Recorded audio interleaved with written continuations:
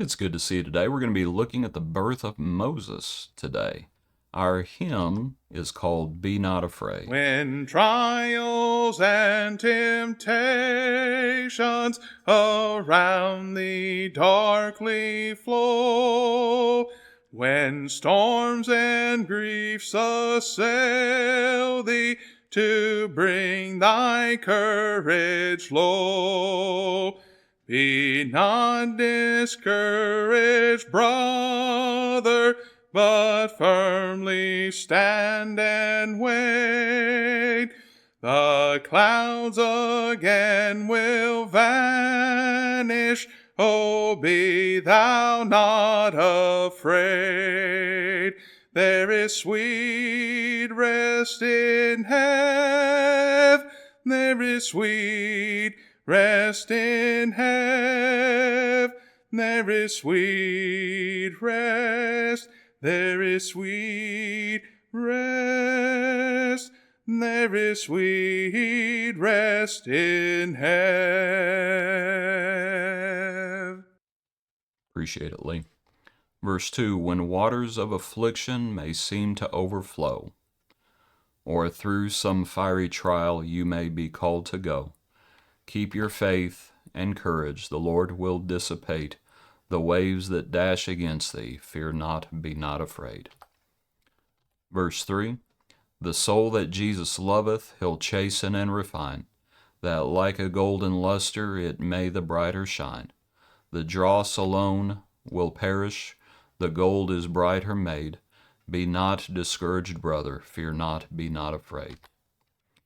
Let not your heart be troubled, O hear the Savior speak. God comforts you in sorrows when sad you feel and weak. He leads you through the river, which sinners cannot wade, and death shall lose its terrors. Fear not, be not afraid. There is sweet rest in heaven. Be not afraid. Exodus chapter 2, verse 1. And a man of the house of Levi went and took his wife, a daughter of Levi. So the woman conceived and bore a son, and when she saw that he was a beautiful child, she hid him 3 months. But when she could no longer hide him, she took an ark of bulrushes for him, daubed it with asphalt and pitch, put the child in it, and laid it in the reeds by the river's bank. And his sister stood afar off to know what would be done to him. Then the daughter of Pharaoh came down to bathe at the river, and her maidens walked along the riverside. And when she saw the ark among the reeds, she sent her maid to get it. And when she opened it, she saw the child, and behold, the baby wept. So she had compassion on him, and said, This is one of the Hebrews' children. Then his sister said to Pharaoh's daughter, Shall I go and call a nurse for you from the Hebrew women, that she may nurse the child for you? And Pharaoh's daughter said to her, Go.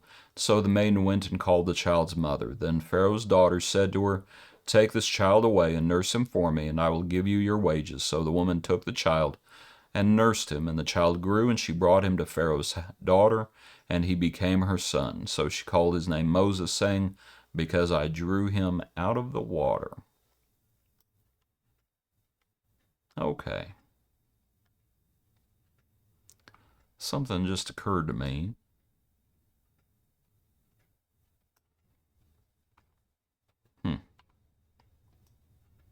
I never thought about it before. Don't you love it when you read something and something occurs to you that you've never thought about before? And what, I guess I should share it. Who named Moses? Well, who drew him out of the water? Judging by the preceding antecedent, in verse 10, so she would be Pharaoh's daughter. We know, anyway, I'd never thought about that. Interesting. Pardon me, I'm just having a conversation in my own head. Let's think about the passage and, the hymn, Be Not Afraid, as here we have Miriam watching what would happen as Moses' mother, puts him in the little ark of bulrushes.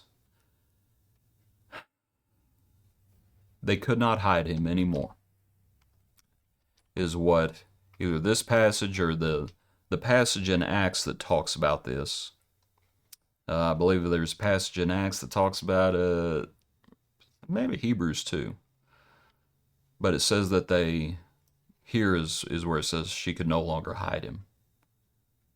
And so this is what she does. I believe the parallel account says he's 3 months old at this point, or the other account that talks about it. Would you be willing to give up your boy? Would you be willing to give him up? You know, when we think about what we hold dearest, and that's the test. That's the test. That was the test with Abraham. Are you going to give up your son? That was the test. And here, are they going to give up Moses? And another example of that I just thought of are the two women who come before Solomon with the baby. And when Solomon says, split the baby in half, and one of the women says, let her have the child. And Solomon says, she's his mother. Would you be willing to give up the child? That's what Moses' mother is doing. In faith, be not afraid. And she gives him up. But by giving him up, the second point I want to make is by giving up the child, what does she find? The child is returned. Right? Shall I go and call a nurse for you? Someone who is nursing. And Pharaoh's daughter says, go. And they went and called the child's mother. By losing our lives, what happens? By losing our lives, we find them. And that's the thing. What are we willing to give up? Lo and behold, we return. It returns to us, and perhaps more. You might consider that idea. Cast your bread upon the water, and what happens? You will find it after many days. It comes back. Would you be willing to give him up? If they kept trying to hide him, what would happen? Then he's in danger. Then he might be killed. But by giving him up, they actually get him back in a sense. Might think about that idea along with need to make the point as they do take the child. The child grew. She brought him into Pharaoh's daughter. He became her son. So she called his name Moses. Everyone has their own choices. And what I mean by that is it's gonna be when Moses is 40 years old that he decides to go out and visit his brethren. He's being brought up in Pharaoh's house. He is being brought up as a prince in Egypt. That's what's happening. And so everyone has their own choices to make. Miriam will have her own choices to make. Moses' mother had her own choices to make. And Moses himself will have his own choices to make. And for 40 years, he's going to choose one way. And then when he's 40, something's going to change. And of course, that's for tomorrow's stay. But everyone has their own choices to make. Even me and you. We have our own choices. And we better choose the Lord's way. Appreciate you. Hope you have a good day.